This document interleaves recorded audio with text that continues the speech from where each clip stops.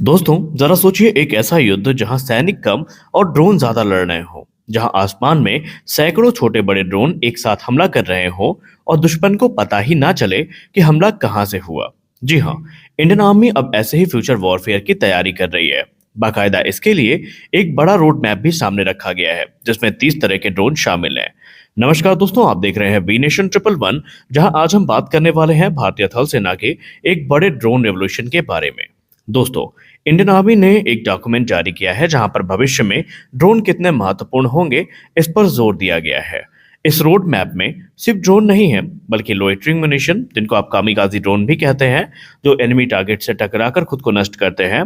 इसके अलावा precision strike system हो गए, एआई बेस्ड स्वार्म टेक्नोलॉजी है, इसको भी शामिल किया गया है। इसके पीछे का उद्देश्य काफी सिंपल है: बैटलफील्ड में डोमिनेंस, फास्टर डिसीजन मेकिंग और कम मैन पावर में ज्यादा ताकत। अब यहाँ पर आइए जान लेते हैं कि भारतीय थल सेना ने जो रोड मैप जारी किया है उसमें हमें कौन कौन से ड्रोन देखने को मिलने वाले हैं। देखिए, इंडियन आर्मी ने 30 अलग अलग कैटेगरीज को डिफाइन किया है, जिसमें तकरीबन 80 से ज्यादा वेरिएंट्स बन सकते हैं। शुरुआत करते हैं सर्विलेंस ड्रोन से। आप सब जानते हैं कि युद्ध के समय या किसी भी परिस्थिति में सर्विलेंस हमारे लिए कितना इंपॉर्टेंट है, खासकर जब हमारे पड़ोसी बांग्लादेश और पाकिस्तान जैसे हों। अब यहाँ पर हाई एल्टीट्यूड लॉन्ग एंड्योरेंस को जगह दी गई है, यानी हेल कैटेगरी के ड्रोन पे प्राथमिकता है, जहां पर ये जो ड्रोन है ये सर्विलेंस की भूमिका को पूरा करेंगे। इसके अलावा इनका साथ देंगे medium altitude long endurance drone, यानी मेल कैटेगरी के ड्रोन भी यहाँ पर शामिल हैं। अब यहाँ पर शॉर्ट और लॉन्ग रेंज सर्विलेंस दोनों को प्राथमिकता दी गई है। यहाँ पर सर्विलेंस के लिए सिर्फ मेल और हेल कैटेगरी के ड्रोन नहीं, बल्कि तेदर ड्रोन को भी एक विशेष स्थान दिया गया है। ये ड्रोन्स दुश्मन की हर एक्टिविटी पर नजर रखेंगे। सर्विलेंस के बाद बारी आती है स्ट्राइक ड्रोन्स की। स्ट्राइक ड्रोन में सबसे पहले आता है लोइटरिंग म्यूनिशन, जिसको आप सुसाइड ड्रोन या कामिकाजी ड्रोन भी कहते हैं। इसके अलावा एफपीवी यानी फर्स्ट पर्सन व्यू अटैक जो ड्रोन है, इनको शामिल किया गया है।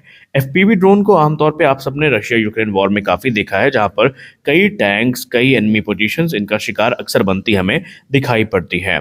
इसके अलावा भविष्य में जो स्वार्म ड्रोन टेक्नोलॉजी है, इसको भी इसमें शामिल किया गया है। ये सीधे टारगेट को डिस्ट्रॉय करेंगे बिना पायलट के रिस्क के। इसके बाद अगली कैटेगरी आती है एयर डिफेंस ड्रोन की। जी हाँ, आपके लिए शायद ये नई कैटेगरी होगी, लेकिन इसको यहाँ पर शामिल किया गया है।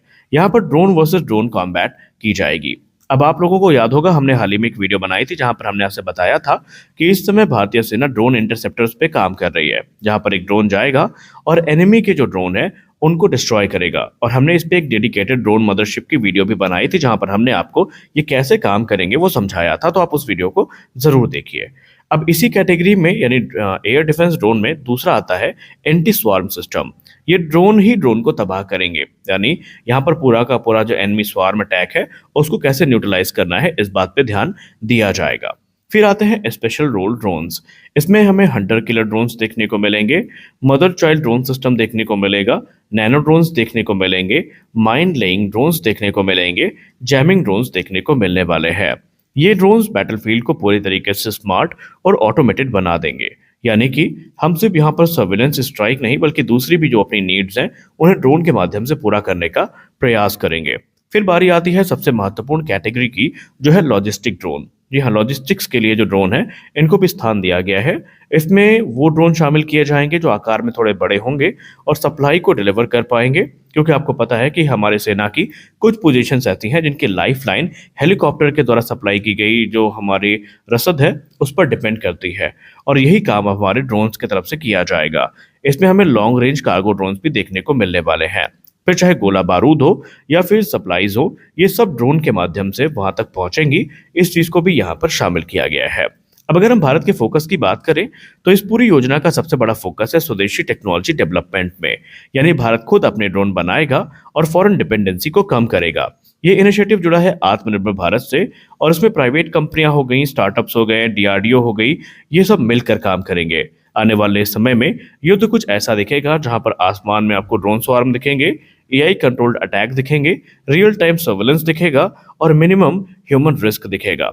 यानी युद्ध जितना ज़्यादा ट्रैक ड्रिवन होता जा रहा है, वहाँ पर हमारी सेना भी अपने आप को उतना ऑटोमेटेड करती जा रही है।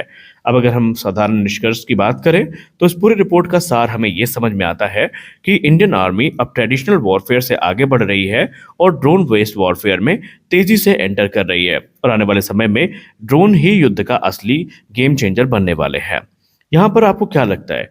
क्या ये कदम सही है या आप इसमें और चाहते हैं कुछ बदलाव हो? आप इसको लेकर क्या अपनी ओपिनियन रखते हैं?